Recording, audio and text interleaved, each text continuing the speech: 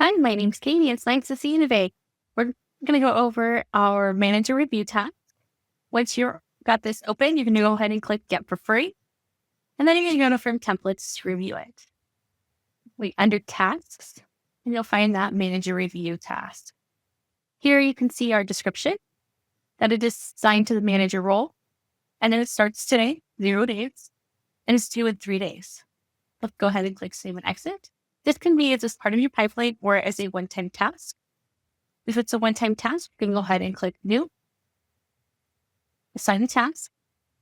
You're going to select your account, which I'm going to use the account under my name, which is my test account. Let's choose my template, which is the manager review. And here you can see again everything that's involved in this task. We've got our manager role, our description, our start date, and our due date. If you have any questions, please feel free to reach out to us in the community or to our success team at success@taxdome.com. Thank you and have a great day.